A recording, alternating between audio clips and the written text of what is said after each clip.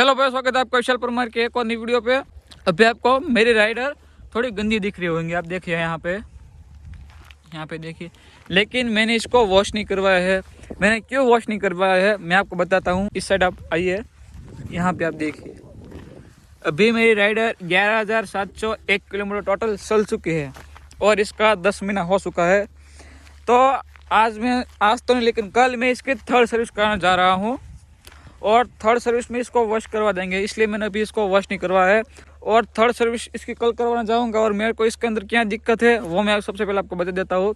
वैसे इस वक्त तो कोई ज़्यादा दिक्कत नहीं है, लेकिन मेन एक दिक्कत है अभी इसके अंदर। और ब्रेक वाली मैं आपको कह रहा हूँ ना, देखिए ये फुली लूज़ हो चुकी है। देखिए मैं अच्छे करूँगा तभी। देखिए यहाँ पे आप देखिए, ये ब्रेक का मेन मुझे कहना है, और तो कोई है नहीं। वो थोड़ा क्लच है ना, वो भी थोड़ा टाइट करवाना है, थोड़ा लूज़ हो गया है।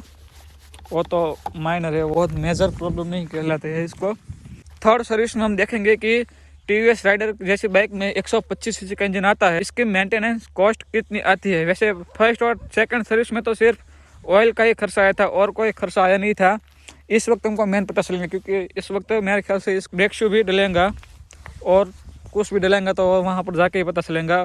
तो इस वक्त हमको पता चलेगा कि इसकी मेंटेनेंस कॉस्ट कितनी है। एक भाई ने मुझे कमेंट भी किया था कि मेंटेनेंस कॉस्ट कितनी आती है, लेकिन मैं तो अब तक सिर्फ इसके अंदर ऑयल ही डलवाया था, इसलिए मुझे ज़्यादा पता ही नहीं था।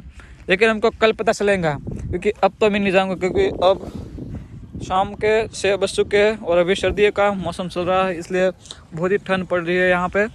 तो चलिए कल ही मिलते हैं। हेलो भाई, गुड मॉर्निंग। अभी सुबह के 7:15 बज चुके हैं और अभी नेक्स्ट डे है। तो अभी मैं भावनगर जा रहा हूँ। सबसे पहले मैं कॉलेज जाऊँगा और उसके बाद मैं हमारी राइडर की सर्विस कराने जाऊँगा। तो चलिए अभी मैं भावनगर जाता हूँ।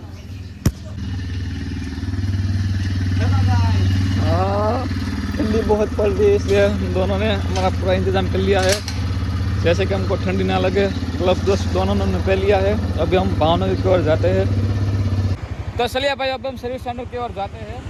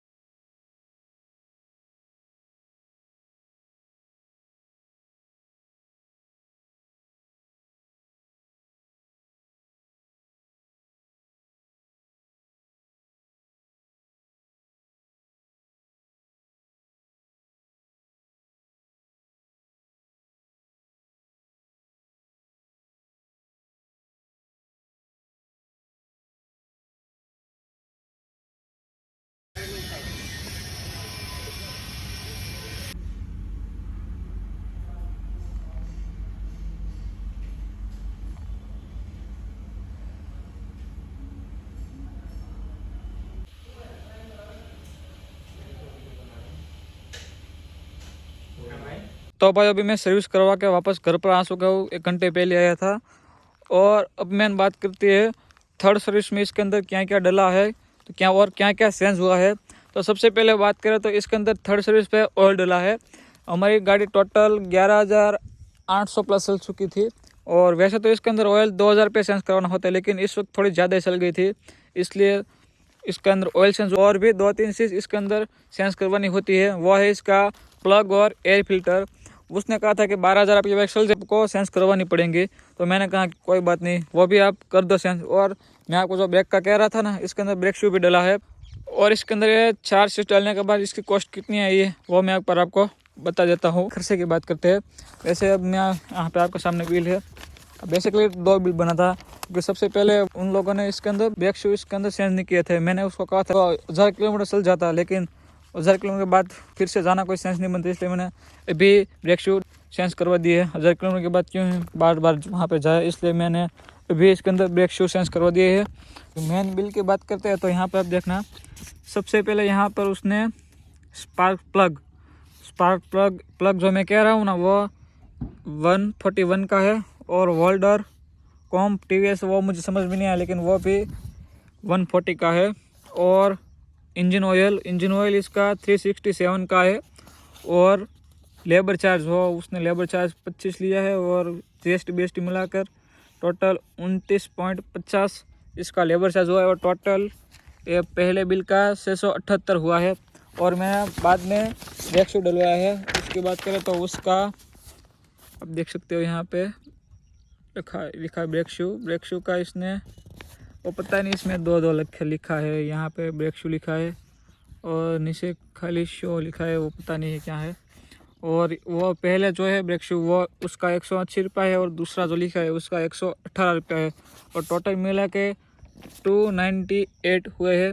इन दोनों बिल का टोटल करें तो 977 रुपये टोटल कॉस्ट आए हैं TVS इजी राइडर में। थर्ड सर्विस में ये चीज़ तो ज़रूरी बनती है। मैंने आपको कहा ना 12,000 किलोमीटर चल जाती है तो उस वक्त तो ब्रेक शू भी चला जाएगा, वो आपकी ड्राइविंग पे डिपेंड करता है, लेकिन वो चला गया है।